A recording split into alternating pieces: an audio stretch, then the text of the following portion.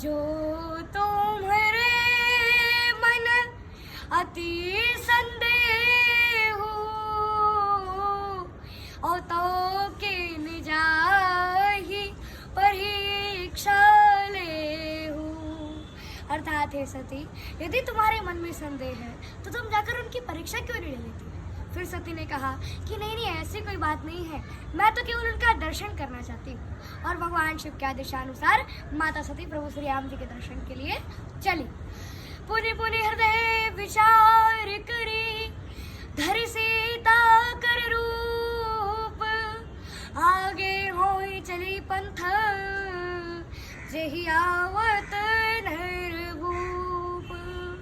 अर्थात पुनि पुनि हृदय विचार करी, मन में बार बार विचार किया ये भगवान है कि नहीं।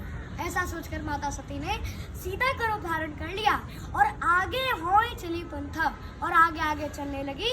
जय आवत नरभूप, जिस रास्ते से मनुष्यों के सामने प्रभु श्री राम आ रहे थे उसी रास्ते से माता सती भी चले आ रही थी। प्रभु ने माता सती को पहचान ली और दोनों भाई दंडवत प्रणाम किए और अपना परिचय देते हुए कहा कि हम अयोध्या नरेश राजा दशरथ जी के पुत्र राम और लक्ष्मण हैं। पिता की आज्ञा मानकर हम वनवास आए थे। मेरे साथ मेरी भार्या सीता भी थी, सो उसे रावण हरण करके लंका ले गया। हम तो इस राधाम पर लीला करने आए हैं और आप इस जंगल में अकेली, विपिना अकेली फिर गई है तू, और पिता शिव कहाँ है? भगवान राम ने तत्क्षण ही माता सती को संसार के हर स्त्री के प्रति अपराध मानते हुए कहा कि अतिवृष्टि भई फूट ही क्या रे, ओ भई स्वतंत्र बिगड़ेगी नारी। अर्थात हे सती, अर्थात हे माता, जिस तरह से अतिवृष्टि होने के कारण खेत की क्यारी टूट फूट जाती है, टेढ़ी मेढ़ी हो जाती है, नष्ट हो जाती है, उसी तरह से संसार की हर स्त्री को स्वतंत्र नहीं होना चाहिए, और जो स्त्री स्वतंत्र हो जाती है उसका चरित्र बिगड़ जाता है।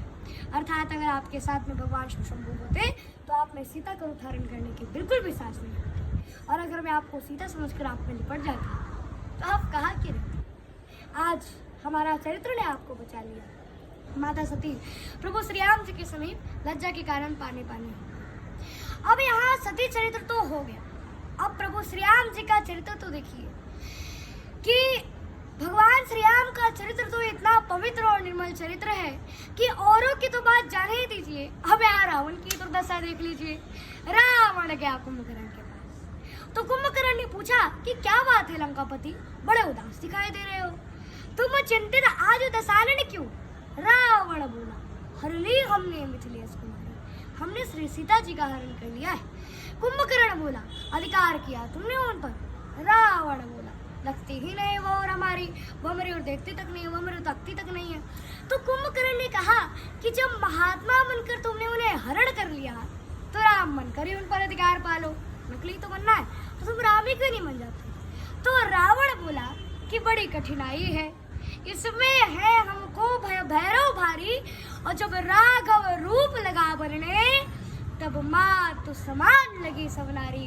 अर्थात जब श्री रामचंद्र जी का मैं चिंतन करने लगा तब मेरे मन से वासना ही चली गई।